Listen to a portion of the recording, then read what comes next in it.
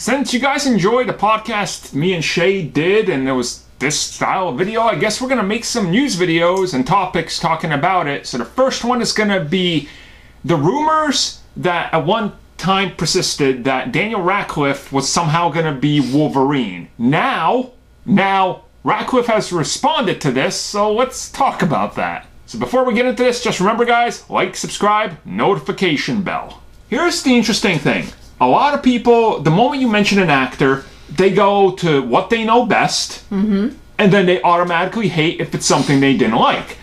I've talked about it before. I'm not the biggest fan of Harry Potter. No. It's not my thing. It's not really your thing at all. Radcliffe is a good actor, though. He really is. There's a lot of other movies that I have wanted to see with him in it, like I think it was called Lady in the Lake, or Lady of the Black Water, or something. I know what you're talking about. Yeah, you know what I'm talking about. You guys probably do, too. And it looks like a really phenomenal movie. And the fact, though, that Radcliffe is also a Broadway actor...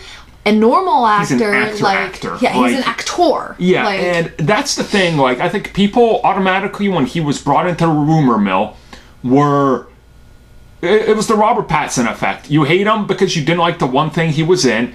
And again, when I think back to when everybody thinks back to Hugh Jackman, they go Wolverine. Nobody's ever going to beat him.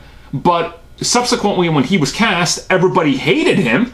Because he was the Broadway guy, the dancing guy, yada yada. So you can't have that. And recently, Radcliffe was actually interviewed, and he said he showed up to his newest thing, and everybody was like, "Oh wow, you're gonna be Wolverine." He was like, "Look, I'd love to do it, but I'm not Wolverine." Now, the thing here is you have to realize he's not denying it, and they probably haven't even really started testing. But there's no doubt in my mind when they start.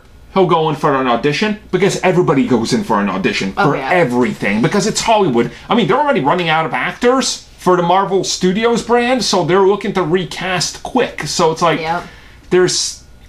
it's an interesting scenario. I wouldn't be opposed to him. Luckily he's shorter. He also can grow a beard, because he's kind of looked hobo-ish for a little bit.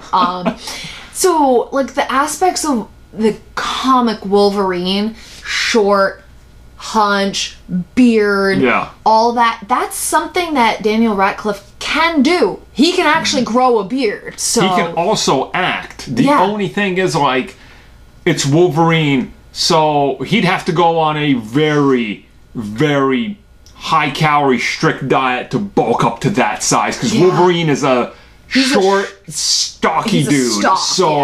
That to me is interesting, but who knows how they're going to approach Wolverine. And I saw people automatically hating on this, and people are like, oh, good thing he's not getting. I'm just like, never say never. Because as far as I remember, it went years ago that people started fan casting Brie Larson for Captain Marvel, and they never even really looked at her up until it exploded with a theory that somebody was like, she's going to get cast. And then they interviewed her and cast her automatically. So you never know how it'll go. I just want to tell people, reserve judgment with some of these actors, because I'm pretty sure we've all been wrong, especially with Marvel Studios, in so many occasions. Like, they're not going to cast terrible, you know? Yeah, no.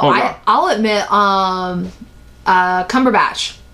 I didn't see anything with him. I'm like, all I knew is, like, he was Sherlock and that, and I'm like, I can't see him as Doctor Strange. Well, I mean, I can't see anybody but him now as Doctor Strange, so it's... I was literally part of a MySpace page. This is how far back this goes. That says, it was called, "We Will Not Accept Chris Evans as Captain America." How wrong was I? So I'm never going to doubt, some of these castings that they make, but... it is something, I think, worth considering, that if he's a good actor, which he is... if he gets brought up in this, who knows? And maybe, like they're saying, oh, maybe, Wolverine. Other actors have said, no, I never auditioned for that, because maybe he wasn't auditioning for Wolverine. Who's to say Radcliffe isn't going to be Professor X? I mean... right? Like, so we don't know. Maybe he has auditioned or talked to Marvel and the wrong news got out there, because that does happen. And then when they deny it, there's a degree to denying it that's real. Yeah, it's such a smart tactic, though, too. Marvel, I almost I know they don't do this, people. I'm just saying, because it's happened so many times. Like, Tom Hiddleston. He went in because he wanted to be Thor. They said, no, we got something better for you now. So it's almost like, sure, come do this. Say these few lines. You know, you're not this character, but you're definitely this, or this. There's also certain actors that have come out saying the moment they turn down a Marvel Studios role, they've never talked with that studio again. The studio doesn't want to talk to them because they turned it down. Jason Momoa for Drax. Amanda Siegfried? I can't remember her name. Whatever, the blonde girl. She turned out Gamora for Guardians 1.